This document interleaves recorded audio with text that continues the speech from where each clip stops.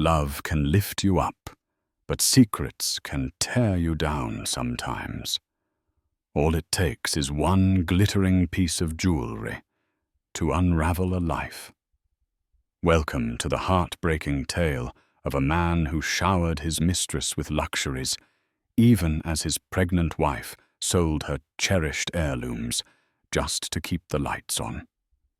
In this raw, intense drama, hidden betrayals collide with the longing for redemption.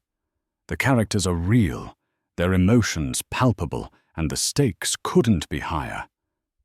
Get ready for deception, passion, and ultimate choices. Brace yourselves, because once this story begins, there's no turning back. Richard Coleman had once been the sort of man who drew people in with a magnetic smile and boundless ambition. In college he met Emily Barnes, soon to become Emily Coleman, and she thought she had found her partner for life. She admired his tall frame, his neatly cropped dark hair, and a steady gaze that exuded purpose. He came from a well-to-do family in Virginia, and Emily believed life with Richard promised security and stability. Yet 4 years into their marriage, with a baby on the way, she felt more uncertain than ever. The early days of romance were a distant memory, replaced by late-night whispers of doubt and resentment. Richard, now a financial consultant at the prestigious firm Gray & Waters, arrived home at odd hours, brimming with excuses about late meetings or unexpected business trips. He'd remove his tie with a sigh plant, a half-hearted kiss on Emily's cheek, and scarcely engage in conversation. Her baby bump, a symbol of life and love, went largely unnoticed by the father-to-be. Emily's gut told her something was amiss. She had caught glimpses of texts from unfamiliar names. Late at night, he'd pace the living room on hushed phone calls. If she dared to peek around the corner, Richard would quickly end the call. But each time Emily tried to confront him, he'd dismiss her concerns. "Emily, you're overthinking. It's just stress from work." With her exhaustion from pregnancy and persistent morning sickness, Emily wondered if her hormones were indeed getting the better of her. And so she held on in silence, clinging to the vestiges of her once happy marriage. She pictured Richard's younger self, those bright eyes, the ambitious grin, how he'd spend long weekends planning beach getaways and stargazing by the fire. She prayed those memories might one day resurface, and that Richard might become that man again. But the reality was harsher. The electricity bill lay unpaid on the kitchen counter, and the obstetrician's fees were accumulating at an alarming rate. Emily hadn't worked for months due to pregnancy complications. They still owned a modest condo, thanks to Richard's parents helping with the down payment. But money felt scarce. Unbeknownst to her, Richard's affections had shifted in a direction that threatened to upend everything toward a woman named Sabrina Gray. Sabrina Gray was a woman who could make an entrance in any room. Towering in her sleek Louboutin heels, hair the color of champagne, she exuded confidence that practically vibrated around her. Her father, Harold Smith, was a high-profile attorney in Washington, D.C., and her family had social connections that extended across states. She carried an unassailable aura that made everyone around her feel small. Richard first met Sabrina Gray at a Gray & Waters charity event. She was representing her father's foundation that evening, looking luminous in a royal blue satin gown. He was trying to network with potential clients, but the moment he saw Sabrina, the champagne flute in his hand trembled slightly. Their eyes locked in a way that felt predestined. That chance encounter expanded into small talk, superficial at first about the gala's cause, until Sabrina's laughter broke down the formality. She teased him for his boring tie, and he was shocked by how she easily crossed personal boundaries with friendly jabs. That initial spark turned into an exchange of business cards, then coffee, the following weekend under the pretense of discussing her father's portfolio. Their interactions escalated quickly. Sabrina had a devil-may-care approach to life that Richard found thrilling compared to Emily's anxious pleas that they remain mindful of the budget. Sabrina came from money, a lot of it. She never asked, "Can we afford this?" She simply snapped her manicured fingers, and things materialized. Richard told himself he was merely building a new client relationship. But dinners turned into late-night drinks, and before he knew it, he and Sabrina were all over each other in a corner booth at a swanky rooftop lounge. From then on, Sabrina texted him day and night, and he answered with increasing eagerness. She represented something he felt he'd lost. Escape excitement, a carefree life. Before long, he hardly recognized himself when he looked in the mirror. Gone was the devoted husband who had once carried Emily over the threshold on their wedding day. Instead, a man consumed by deception stared back at him. At the office, co-workers noticed changes in Richard's routine. Vanessa James, a fellow consultant who sat a few cubicles away, couldn't help but raise an eyebrow at the fancy cufflinks he suddenly sported, the fresh cologne that smelled like expensive musk, and the self-satisfied grin on his face whenever his phone buzzed. Though Gray & Waters was a top-tier firm, few had the disposable income to indulge in big-ticket luxury items. Vanessa was no detective, but she had seen enough men in mid-life crises to suspect something was happening. As Richard's extracurricular activities intensified, Emily sensed the growing distance. No matter how many times she asked him what was wrong, his answers remained curt, as though she were intruding. The warm, gentle Richard, who once massaged her feet and asked about her dreams for the baby, was a stranger. She tried to keep herself busy. Despite her constant fatigue, Emily managed the household chores and scaled back on expenses. She swapped brand-name groceries for cheaper alternatives and turned off the air conditioner during sweltering afternoons to save electricity. The baby was due in a few months, and medical bills were piling up. She began receiving voicemails from the hospital's billing department asking about outstanding payments. Some nights, Emily would cradle her baby bump and look through old photo albums. She found pictures of their honeymoon in Italy. Richard smiling with a bottle of Tuscan wine, Emily resting her head on his shoulder. Those snapshots felt like they belonged to a different couple. She couldn't reconcile that memory with the man who now avoided her gaze at dinner, seldom asked about the child's health, and spent weekends away on business.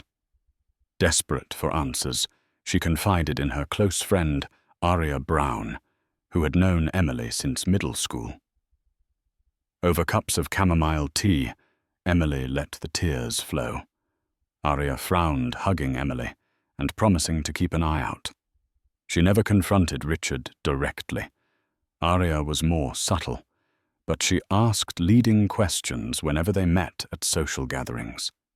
"Hey Richard, how's the new project going? You must be swamped." She'd watch his reaction carefully, noting how his eyes flickered with guilt, or how he'd stammer over small details. But Richard never let much slip. He was too entrenched in his double life, carefully piecing together a facade that was growing increasingly fragile. The turning point came one chilly autumn morning when Richard and Sabrina were grabbing breakfast at a chic downtown bistro nestled among corporate high-rises. Sabrina wore a tight black dress, her lips painted a bold crimson, and she smiled at Richard over a cup of espresso. He had been vaguely discussing the difficulties of married life, though he avoided saying Emily's name. Sabrina, growing bolder by the minute, batted her eyelashes and mused, "I've always wanted a diamond bracelet, something that screams timeless elegance. the kind you can't resist touching every few minutes. She watched him closely, gauging how far she could push. Richard felt an odd surge of pride at the notion of giving her something that fancy. It was a twisted sense of accomplishment. If he could buy this piece of expensive jewelry, it symbolized that he was powerful, successful, still desirable. Pushing aside the pang of conscience at the thought of his pregnant wife, he made a mental note to research high-end jewelers. Sabrina had a knack for manipulation. She knew precisely how to stroke Richard's ego. With each coy smile and whispered promise, she tightened her grip on him. A few days later, Richard withdrew a significant amount of money from his personal savings account. He justified it by reminding himself that Sabrina's father might become a lucrative client for Gray and Waters, or perhaps Sabrina herself would invest in one of his financial ventures. It was business, he told himself, except in his heart, he knew it was much more personal. He drove to Tiffany & Co. with an uneasy feeling in his stomach.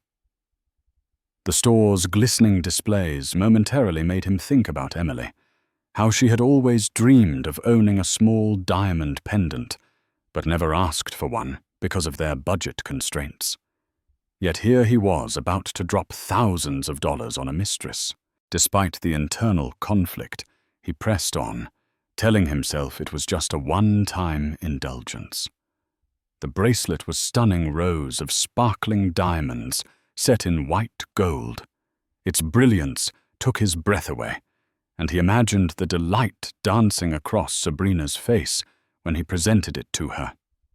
For a moment, the ring of the credit card scanner sounded like alarm bells in his mind, but he hurriedly stuffed the receipt in his wallet, ignoring the guilt that gnawed at him. That evening, he took Sabrina to a trendy bar with velvet couches and dim lighting. Midway through their cocktails, he revealed the small signature blue box. Sabrina's eyes flashed. "Oh, Richard," she gasped, clasping her hands together. He placed the bracelet around her wrist.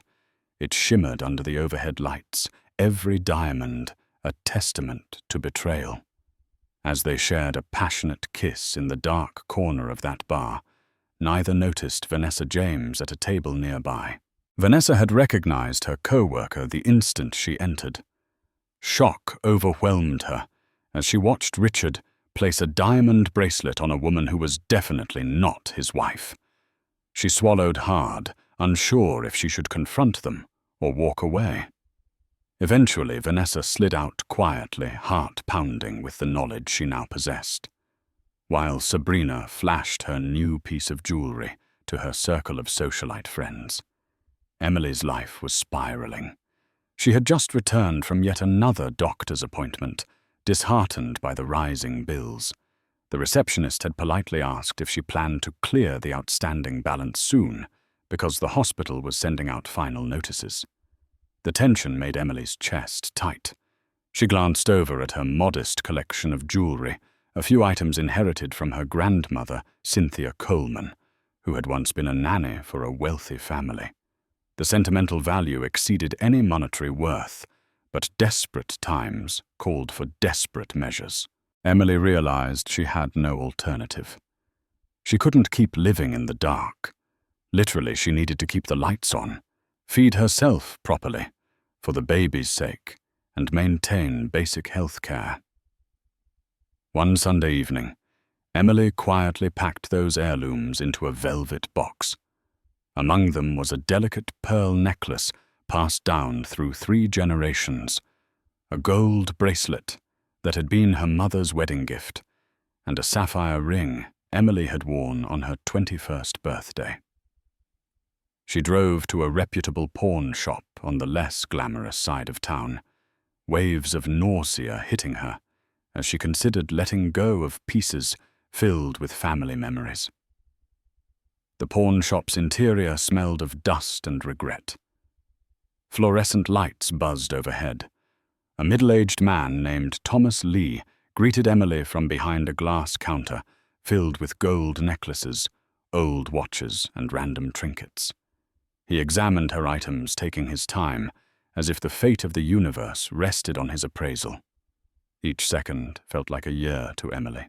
Eventually, Thomas gave her a figure that made her eyes sting with tears. It was far less than their sentimental worth, but enough for immediate bills. Emily signed the pawn slip, hands trembling. She felt a sense of loss so profound it left her breathless. Still, she managed a polite thank you and trudged out of the shop in the cold drizzle. Later that night, with the money from the pawn shop, she paid the electricity bill and mailed a partial payment to the hospital. Tears blurred her vision as she wrote each check. She thought about her unborn child, how she was doing all she could to protect them. In bed, she curled into a ball. She tried to talk to Richard, who was working late, but it went to voicemail. The baby shifted in her womb as though trying to comfort her. She whispered into the darkness, "I'll do everything I can for you, little one. I promise." On a crisp November morning, Vanessa James decided it was time to speak with Emily. She wasn't one to meddle in other people's affairs, but after that shocking encounter at the bar, she felt morally compelled to warn Richard's wife. She had never been a close friend of Emily's, but they'd chatted at previous office parties, and Emily struck her as a kind, gentle soul. Vanessa managed to find Emily's phone number in the office records. Her hand shook as she dialed, dreading the conversation. Emily answered politely, sounding tired but gracious. "Emily, this is Vanessa James from Gray & Waters." Vanessa began, voice low, as though conspirators might be lurking. "I'm sorry to bother you, but there's something I need to tell you. It's about Richard." The pause on Emily's end was palpable. "I'm listening," she finally said, bracing herself. Vanessa swallowed. "I saw him last week at the Velvet Room downtown. He wasn't alone." She described Sabrina in careful detail, from the designer dress to the diamond bracelet. When she finished, the line went silent. Emily's voice, barely audible, asked, "Are you certain it was him?" Vanessa confirmed she was sure. She offered condolences and awkwardly ended the call, feeling heavy guilt.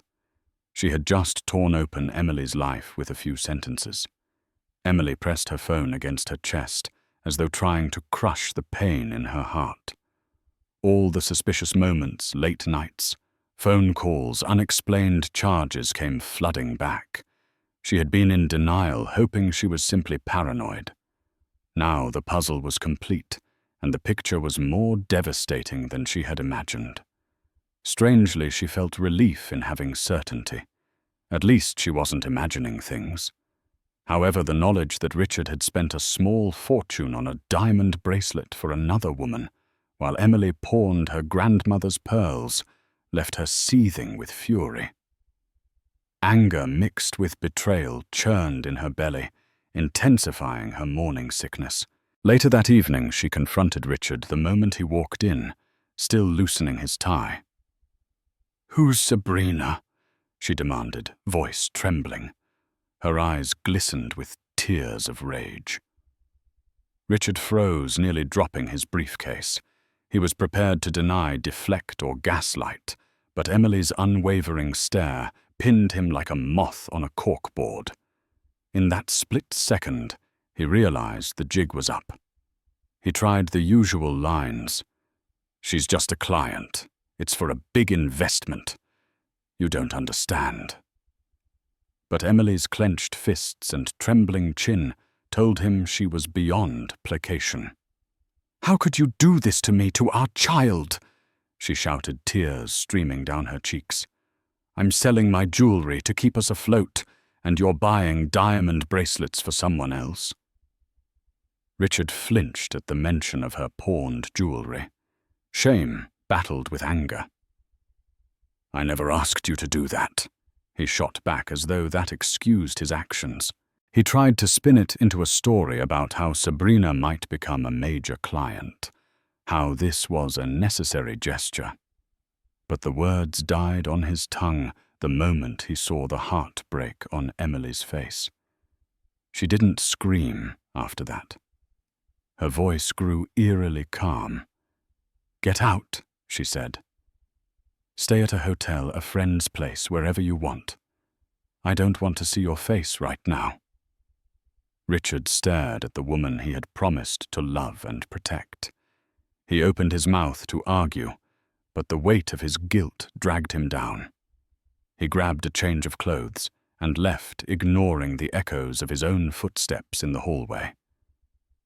That was the night everything changed. Sabrina was waiting in her luxurious penthouse suite, wearing a black silk robe, a glass of champagne in hand.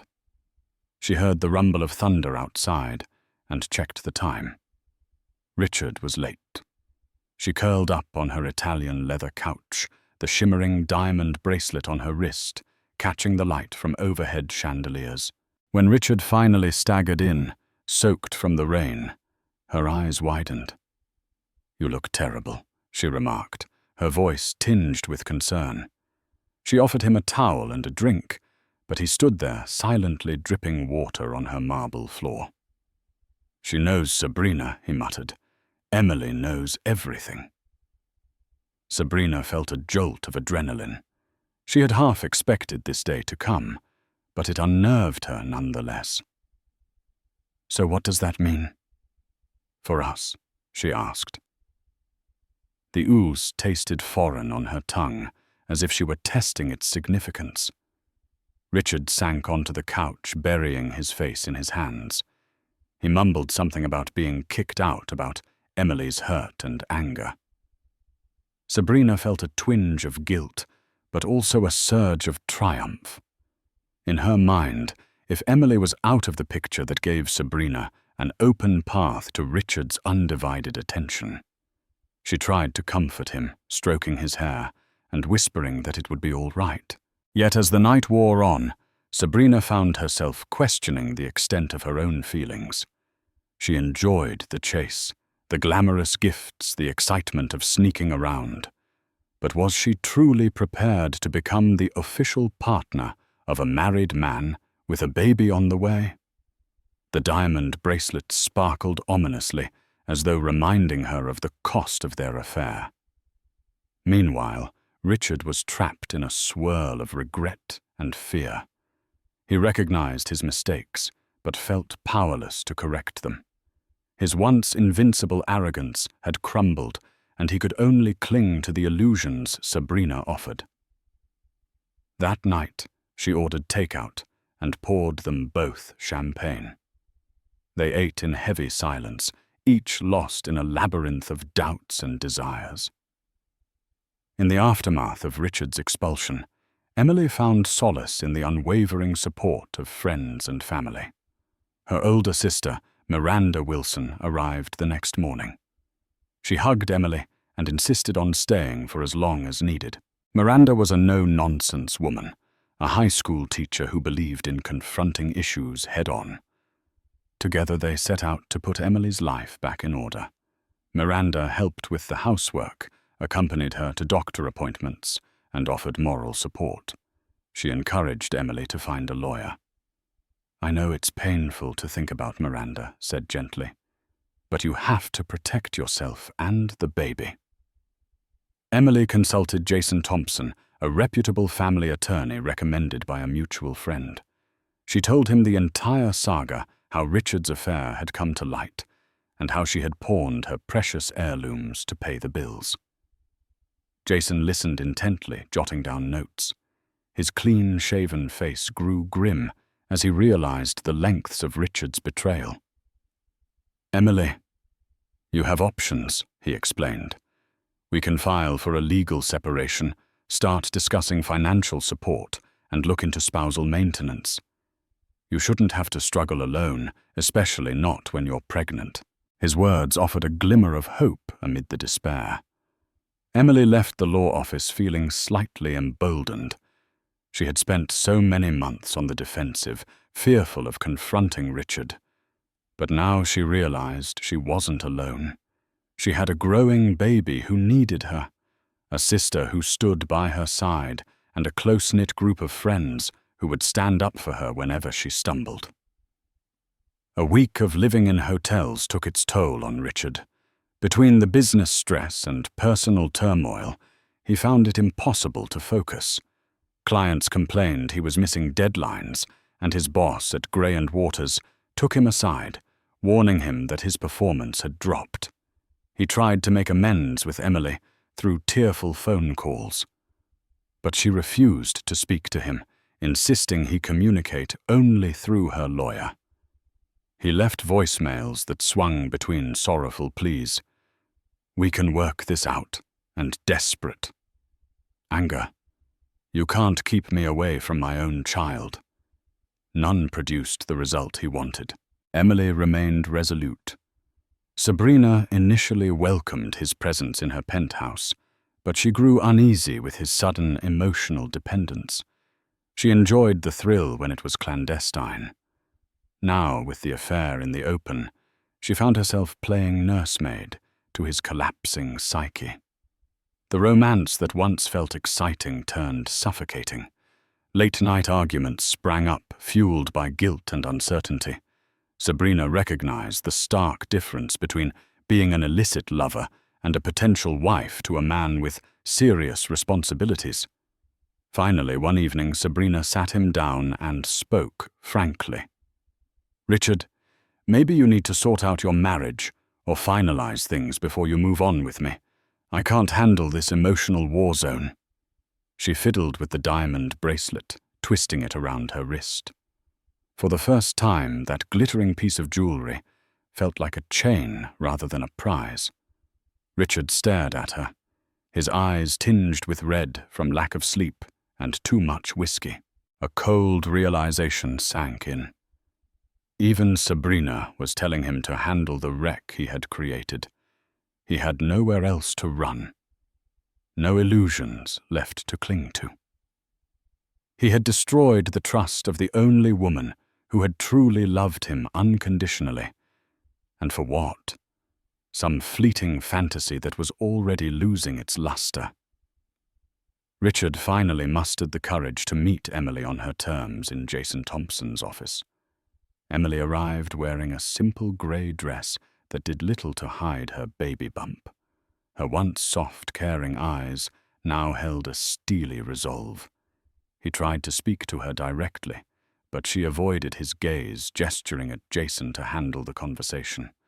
Jason maintained an even tone, outlining Emily's stance.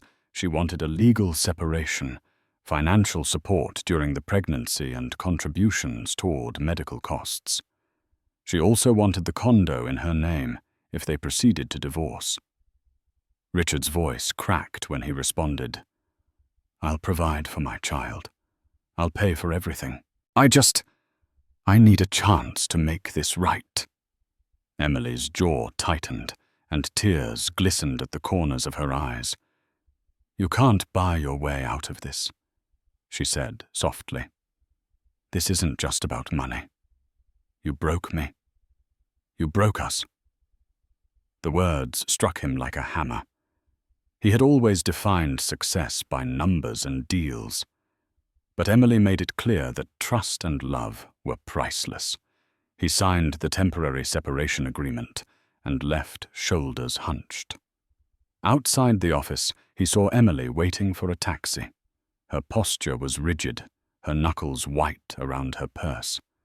Against all better judgment, he approached her quietly. "Emily, I'm sorry," he said, voice trembling. "I was stupid and selfish, and you didn't deserve any of it. I know words won't fix this, but please take care of yourself. Take care of our baby." She didn't look at him, but he caught a slight tremor in her lip. Before she could respond, a taxi pulled up. She got in, shutting the door on his outstretched apology. Through the window, he saw her close her eyes, tears slipping down her cheeks. The taxi drove off, leaving him standing on the sidewalk in a swirl of regret. Life continued an uneasy stalemate. Emily's days were punctuated by prenatal checkups and the slow, painful process of reimagining her future. She prepared the condo's second bedroom for the baby painting. The walls a soft yellow to avoid stereotypical colors.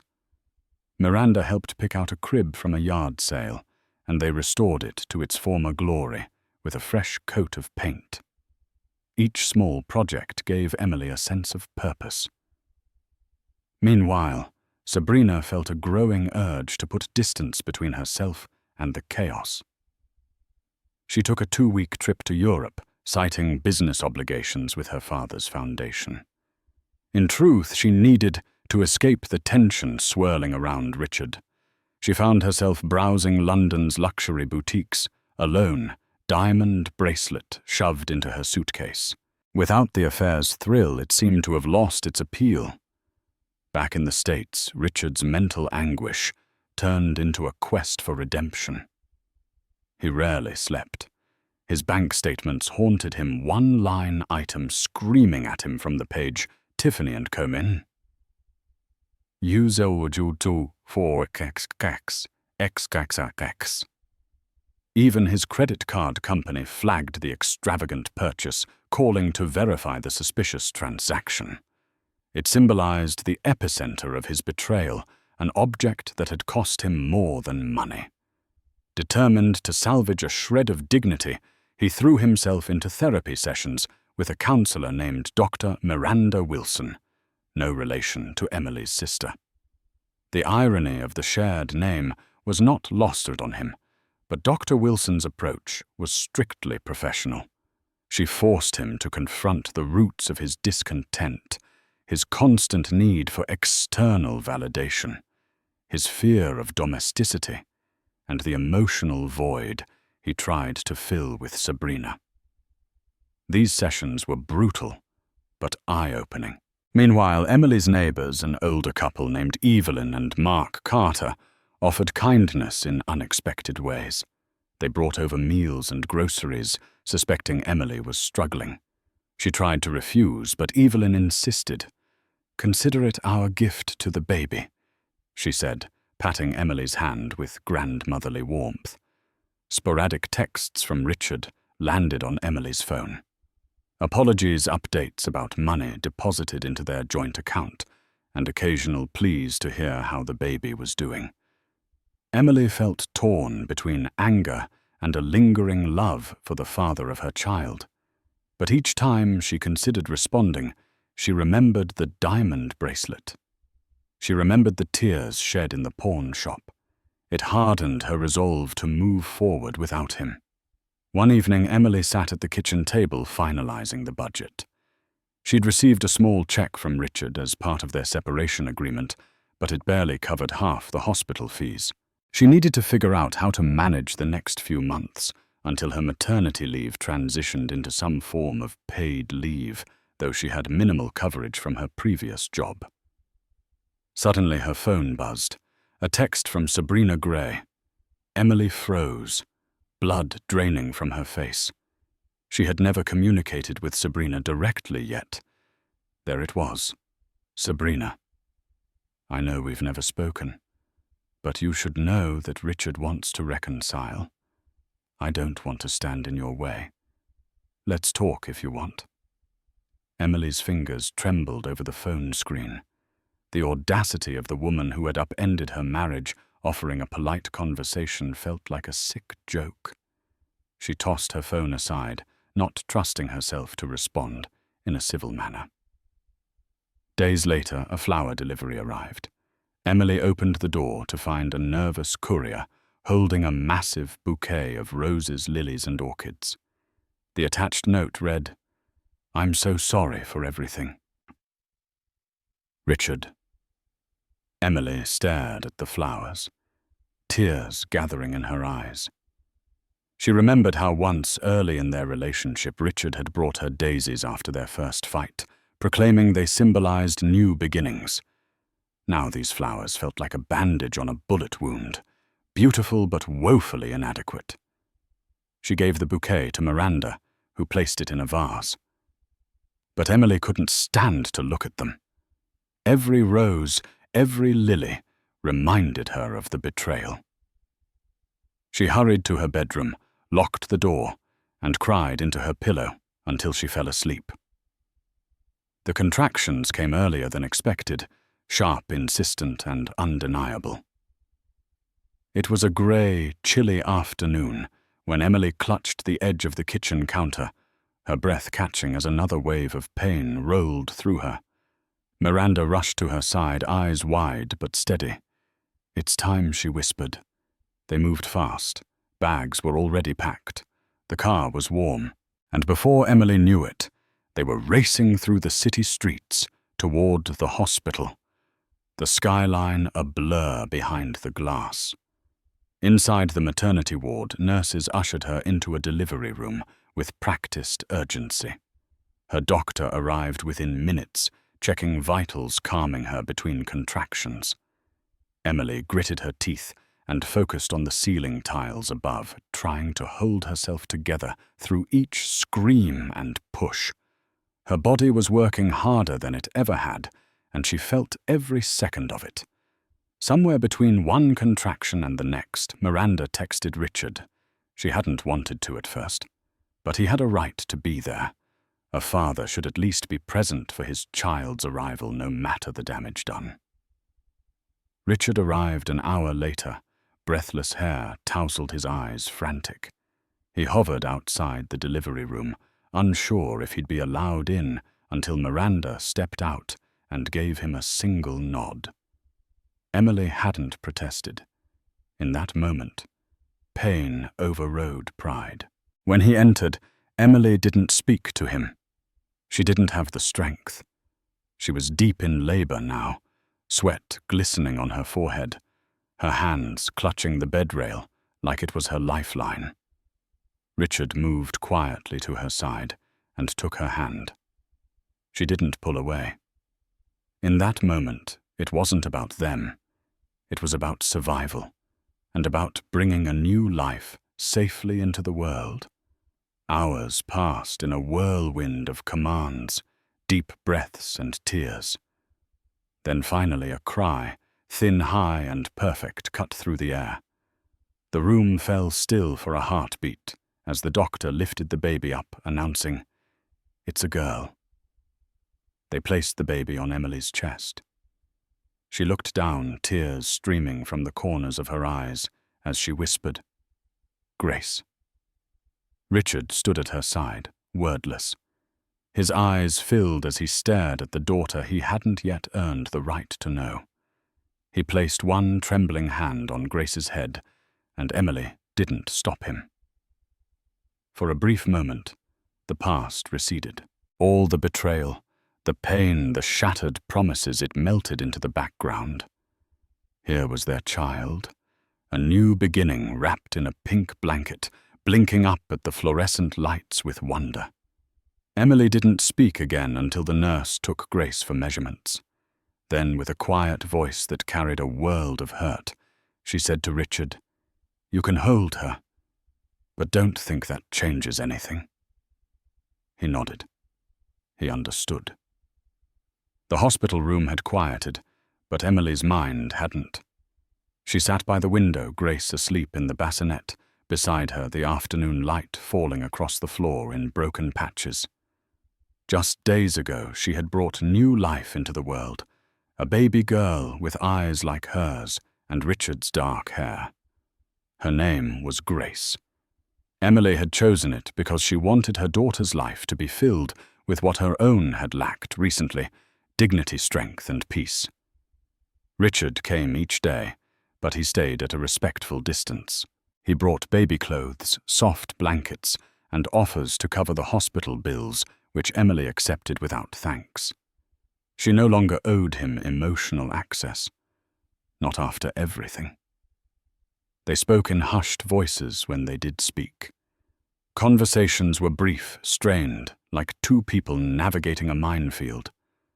One afternoon, while Grace napped and the monitors beeped in soft intervals, Richard tried again. "I'm sorry," he said. "For all of it. For hurting you. For failing you. For failing her." Emily looked down at her daughter cradled against her chest. Her voice was calm but cold. "You didn't just fail us, Richard. You abandoned us. You chose someone else. While I was pawning my grandmother's pearls to keep the lights on." Richard lowered his eyes. He didn't argue. This wasn't a moment for defense. It was a reckoning. When Emily was discharged, Miranda and Aria helped her gather her things and settle back into the condo. Grace's presence filled the apartment with new rhythm and meaning. Emily's days were now shaped by feedings, diapers, lullabies, and the ache of rebuilding a life from ashes. The locks on the door had been changed. Richard knew it. He didn't protest. Instead, he hovered at a distance. He texted asking for pictures of Grace. He left groceries at the doorstep. He checked in before visiting, always asking permission first. Emily appreciated that. It didn't fix what was broken, but it showed he understood there were consequences now. He also started therapy on his own. Emily didn't ask him to. He sent her a message once, "Richard, I'm learning how to be better. Not for you to earn you, but because our daughter deserves a better man than I've been." She read it 3 times and never replied. In a quiet moment, watching Grace sleep against her chest, Emily whispered, "I don't know what happens next." The baby's tiny hand curled around her finger, and that was enough of an answer for now. She didn't know if trust could ever be restored, but she knew her strength was no longer a question, and whatever future unfolded, she would walk into it with her head high and her daughter in her arms. Time moved differently now. Each hour stretched and folded into the next, like a slow inhale that never quite exhaled. Emily counted the days by the size of Grace's yawns, the soft weight of her daughter curled on her chest, the rhythm of her tiny breaths anchoring her to the present. Grace was 3 months old now. Her smile came easily. Her laughter was starting to fill the apartment warm and bright. And every time Emily looked at her, she felt both whole and hollow whole, because of Grace's presence hollow, because of the broken pieces left behind. The days were busy, bottles, naps, laundry, but the nights were the hardest. That's when the questions came. Would she be enough? Could she raise Grace without bitterness? What if Richard's promises were real this time? He was trying that much, she had to admit. The money arrived on time. The diapers and formula showed up at her door. He attended the co-parenting therapy sessions, always quiet, always early. He even started asking more about Grace's little milestones, her favorite toy, her sleeping schedule the first time she rolled over. Still, Emily kept her walls up. She didn't know how to let them down. Her emotions were layered now. Anger, exhaustion, cautious optimism, and beneath it all, hope. Not for a reconciliation, not yet, but maybe for something stable, something safe for Grace. Richard had started therapy on his own. He sent her the name of his counselor and occasional updates how they were unpacking his insecurities, his need for validation, the selfishness he now admitted had cost him everything. Emily appreciated the honesty even if it came late. She hadn't cried in front of him since the hospital, but she had cried plenty when alone sometimes, holding Grace, sometimes standing at the kitchen sink, memories hitting her like gusts of wind she couldn't brace for. The image of the diamond bracelet still stung like a bruise she kept pressing. But she was healing, slowly. She started freelancing again, taking on social media and copywriting work from small businesses. It wasn't much, but it gave her independence. Her savings account was growing, so was her confidence. She still wore her wedding ring on a chain tucked under her shirt. Not because she couldn't let go, but because she wasn't ready to forget. The pain had shaped her, and she wasn't ashamed of it. One evening during a therapy session, the counselor turned to Emily and asked, "Do you think you can ever trust him again?" Emily was quiet for a long time. She looked at Grace, playing on the floor, her little hands reaching for a soft rattle. "I don't know," she finally said, "but I'm willing to see who he becomes." And that was enough for now. Not forgiveness, not a reunion. Just the possibility of something better. The morning was crisp sunlight streaming through the windows, like gentle reminders that life kept going, even when your heart hadn't caught up yet. Emily stood in the hallway, an old cardboard box cradled in her arms.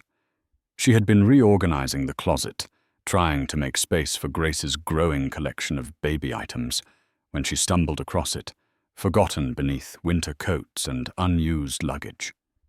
She carried it to the couch, knelt beside it, and opened the flaps slowly.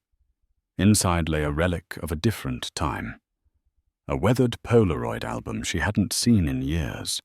She brushed off the dust and opened it. There they were, she and Richard, in their college days. In one photo, they sat on a campus bench, grinning like fools, their arms wrapped around milkshakes and each other. Another showed Richard pretending to propose with a chicken nugget. She laughed quietly at that one. It felt like a scene from someone else's life. And yet, it was hers. Page by page, Emily's heart tightened. These weren't just photographs. They were moments from before the betrayals, before the late-night lies and cold silences, before the diamond bracelet. They were proof that once something real had existed between them. She wiped at her eyes and closed the album, her breath shaky. That afternoon, she did something she hadn't done since the separation she drove to the pawn shop. The memory of walking through those doors with her grandmother's pearls still haunted her. She had felt stripped bare that day, not just of jewelry, but of pride. Now she was back. The same dusty display cases, the same humming fluorescent lights. And behind the counter, the same man, Thomas Lee. He looked up and immediately recognized her. "Back for the heirlooms?" he asked gently. Emily nodded, her voice barely above a whisper. "Are they still here?" Thomas retrieved a box from the back. "They've been waiting. But it's been a while. There's interest on the amount." He told her the total. Her heart sank. It was more than she had saved. Her hands trembled as she reached into her purse to count what she had. Then a voice behind her said, "I'll cover the difference." She turned. "Richard." He stood in the doorway, breathless, as if he'd rushed to get there. "I had a feeling," he said softly. "You'd want them back." Emily stared at him, unsure what to say. Part of her wanted to refuse, to walk away on principle. But another part remembered what these pieces meant, not just as jewelry, but as pieces of her history, of her identity. "I can't let you keep bailing me out," she said. Richard stepped closer. "Emily, these were never supposed to be here because of me. Let me fix this, just this." After a long pause, she nodded. Later, standing outside the shop with the velvet box clutched to her chest, she whispered, "Thank you." Richard reached out as if to hug her. She stepped back. "I appreciate it," she said. "But it doesn't erase the pain." "I know," he replied. "But it's a start." The days had begun to blur. Diaper changes, feedings, late-night lullabies, whispered in the soft glow of the nursery lamp. For Emily, motherhood was both exhausting and transcendent. In Grace's every breath, every sleepy smile, she found the strength to keep moving forward. Yet despite the calm she had carved out, Richard remained a quiet, persistent presence.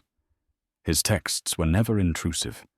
He would ask about Grace's milestones, share a note of encouragement, or drop off groceries with a simple, "thought you might need this," and then he'd disappear again, never pushing. Miranda noticed the shift before Emily did. "He's trying," her sister said one evening, as they folded tiny onesies, "but that doesn't mean you owe him anything."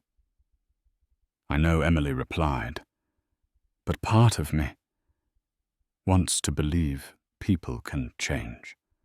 It was that hope, not forgiveness, not reconciliation, just hope that led to something unexpected. It happened on a Thursday afternoon, the sky overcast and the streets slick with rain. Richard had dropped by to bring a few baby essentials Emily had run out of. Grace was fussing, tired and hungry, and Emily was juggling a phone call with her freelance client when Richard offered quietly to hold her. "She might remember my voice," he said. And oddly, Grace settled. Her tiny body relaxed in his arms, her cries fading into soft hiccups as he bounced, gently whispering to her. Emily stood frozen in the doorway watching the scene unfold. There was something deeply humbling about it. This man, who had once shattered her, now rocking their child with such quiet tenderness. That night, after Grace had gone down, and the rain tapped gently against the windows, Miranda found Richard sitting in the living room staring at an old photo on the mantel, one of their wedding day back when everything had felt whole. She approached him cautiously. "If you think you can waltz back into her heart with a few grand gestures, think again," she warned. "You broke her. It'll take years to rebuild that trust." Richard didn't argue. He just nodded. "I know. I don't expect a quick fix. But I am committed to Grace and to trying." Miranda studied him carefully. "For Emily's sake and Grace's, I hope you mean that." For once, Richard's eyes held no defensiveness, just quiet, weary resolve. In the days that followed, Emily let her walls drop just slightly. She allowed Richard to join her on walks with Grace. She laughed once, absent-mindedly, when he made a silly face that sent the baby into peals of giggles. She didn't call it healing, not yet. But in that laughter, in the way Grace lit up in her father's arms, there was a flicker, a glimmer of something Emily thought she'd lost. Hope. The chill of spring had given way to a softer warmth, the kind that wrapped around your shoulders like an old friend. Emily stood by the window of her condo, watching sunlight streak across the hardwood floor. It danced over a toy rattle, a folded blanket, and Grace, her daughter, gurgling in a bouncer with sleepy, contented eyes. It had been months since the confrontation, since the storm that had nearly swallowed her whole. And while Emily still carried the scars, there was a calmness settling in her bones now, a quiet resilience she had earned through every sleepless night, every withheld tear. Every moment she stood firm when it would have been easier to collapse. She picked up her phone and scrolled through her messages, pausing at Richard's name. There was a time when just seeing it would have sent a tremor through her, a mix of anger, confusion, and pain. But today her hand was steady. She typed Emily, "Thank you for helping me get my grandmother's pearls back. I know it's just one step, but it means a lot." The message sat there on the screen for a few seconds before she hit send. She didn't expect anything. Not an apology, not closure. It was just acknowledgement, a thread of gratitude offered from a place that was no longer raw, but healing. The reply came quickly. "Richard, I'm just glad you have them again. Let me know if you need anything." Emily stared at the screen. The words were simple, even plain. But something in them, something unspoken, carried weight. Maybe it was the first message in a long time that didn't feel like it came from guilt or obligation. Maybe it was the first time he was listening instead of fixing. She placed the phone back down on the kitchen counter and turned her attention back to Grace. The baby blinked up at her with innocent curiosity, her chubby hands flailing as if to pull her mother closer. Emily scooped her up, pressing a kiss to her forehead. "We're okay, little one," she whispered. "We're going to be okay." Later, as Grace napped and Emily sorted through a basket of unfolded laundry, she allowed herself to think about the future. Not just the next doctor appointment or grocery list, but years down the line. What kind of mother did she want to be? What kind of woman? Maybe one day, she and Richard would find a rhythm, a steady, peaceful coexistence as parents, if not as partners. Maybe not. Either way, Emily was no longer defined by his mistakes. She had made it through the worst, and she had done it on her terms. Outside, a bird chirped from a nearby branch. Inside, Emily reached for a fresh set of baby clothes and smiled softly. She had turned the page, and this time she was the one writing the story. In the end, this story of betrayal and heartbreak serves as a powerful reminder. No relationship is immune to temptation, and love can crumble under the weight of secrets. Richard's diamond bracelet for his mistress became the shining symbol of his broken promises, even as his pregnant wife sold her cherished heirlooms just to survive. Yet amid the wreckage, we find small gestures of redemption, a mother's unyielding courage, and the miraculous birth of a baby girl who deserved a better beginning. Sometimes the most devastating choices give us the greatest lessons. If you found this story gripping, emotional, or eye-opening, please give this video a thumbs up and share it with friends who might relate. And don't forget to subscribe to our channel for more dramatic tales that delve into the raw truths of life. Together, let's explore stories that challenge our hearts and hopefully guide us toward healing.